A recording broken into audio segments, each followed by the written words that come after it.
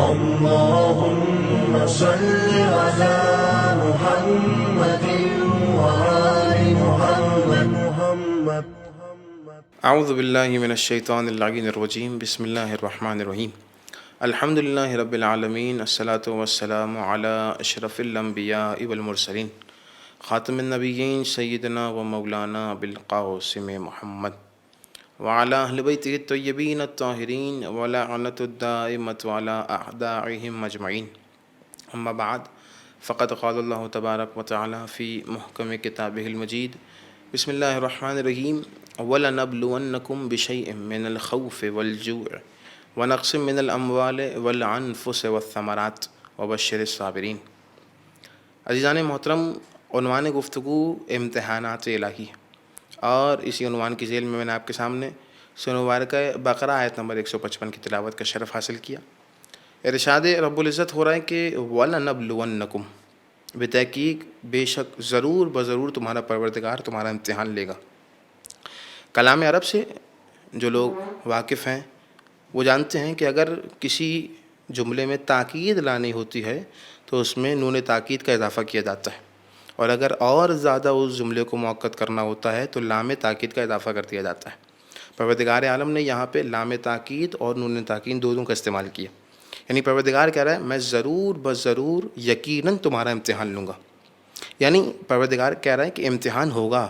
یہ ممکن ہی نہیں ہے کہ اس دنیا میں کوئی آئے اور اس کا امتحان نہ ہو.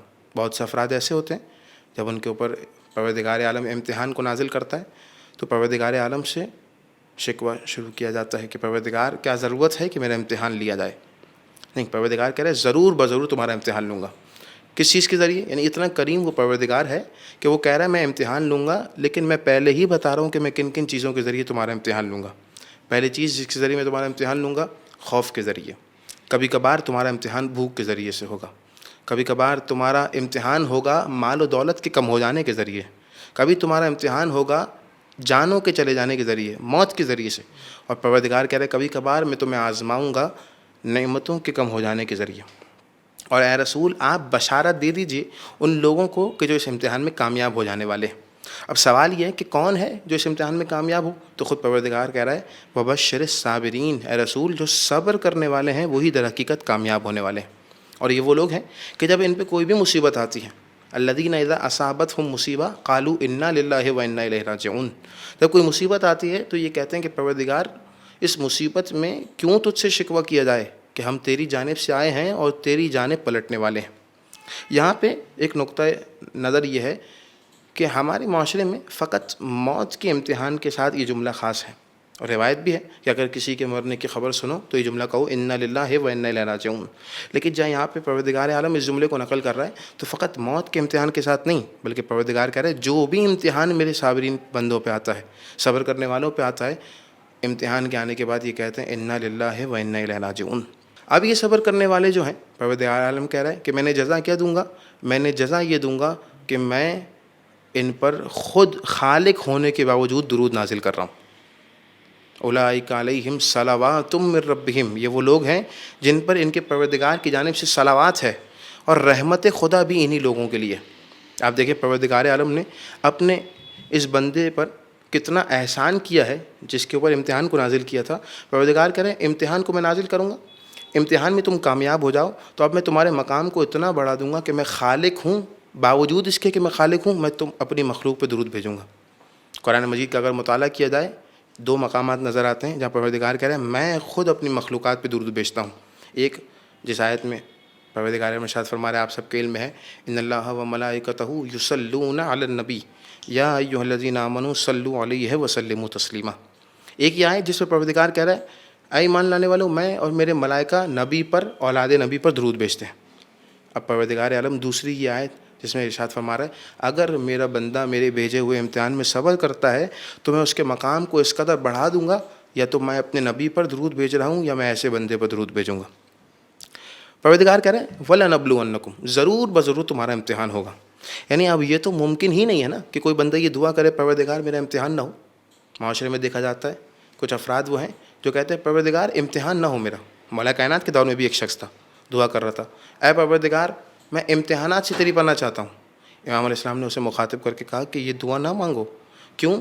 کیونکہ یہ دعا قبول ہونے والی نہیں ہے.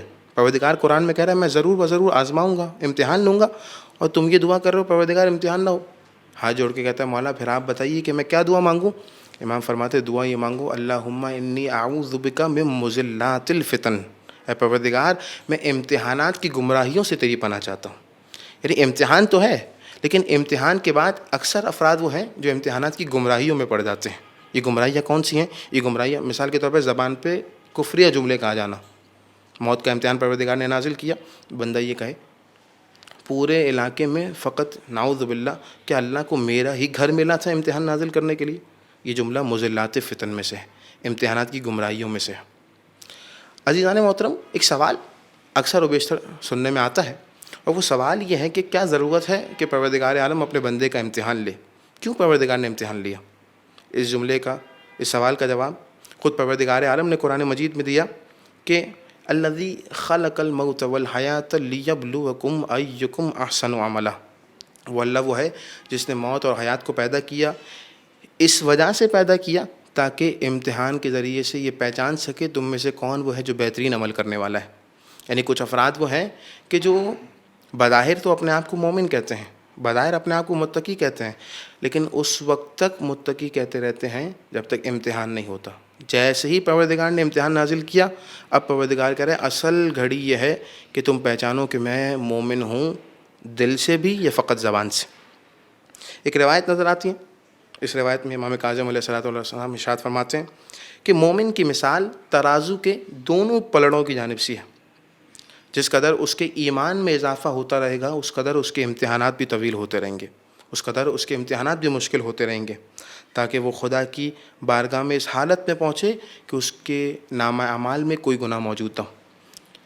اس روایت سے ہمیں یہ پتہ چلتا ہے کہ یہ جو پروردگار عالم امتحان نازل کر رہا ہے تو یہ اس لیے نازل نہیں کر رہا کہ خداوند متعال نعوذ باللہ ناپسند کرتا ہے اپنے بندہ مومن کو، بلکہ پروردگار عالم امتحان اس لیے نازل کرتا ہے تاکہ بندہ یہ سمجھے کہ واقعتاً میں پروردگار عالم کے نزدیک اتنا قریب ہوں، میرا ایمان اس قدر زیادہ تھا تو پروردگار نے مجھ پہ امتحان بھی اسی قدر زیادہ رکھا. ایک اور روایت ہمیں نظر آتی ہے امام صادق علیہ السلام سے. امام نے ارشاد فرمایا کہ خدا کے نزدیک بندگی کی ایک منزلت ایسی ہے کہ جسے دو ہی صورتوں میں سے کسی ایک صورت کے ذریعے سے حاصل کیا جا سکتا ہے. یعنی امام بتا رہے ہیں کہ خداوند متعال نے اپنے بندوں کے لیے ایک خاص مقام رکھا ہوا ہے، اور اس مقام تک اگر کوئی بندہ پہنچنا چاہتا ہے تو فقط دو ہی صورتیں ہیں. پہلی صورت کیا ہے کہ اس کا مال مکمل ختم ہو جائے، یا تو پروردگار اس طرح سے انسان کو آزمائے، یا تو پروردگار اس طرح سے انسان کو آزمائے کہ اس کا مال مکمل ختم ہو جائے. دوسری صورت کیا ہے؟ پروردگار اسے آزمائش جسم میں مبتلا کرے، یعنی اس کے جسم ناکارہ ہو جائے، کوئی شدید بیماری اس کے اوپر آ جائے. امام فرما رہے فقط یہی دو صورتیں ہیں جن کی وجہ سے پروردگار اس مقام میں بندگی کو انسان کو عطا کرتا ہے. ان روایت سے پتہ چلتا ہے کہ امتحان جو پروردگار عالم اپنے بندے پہ نازل کر رہا ہے، یہ امتحان گویا بعض اوقات گناہوں کی وجہ سے نہیں ہے بلکہ پروردگار عالم سے قرب کی وجہ سے.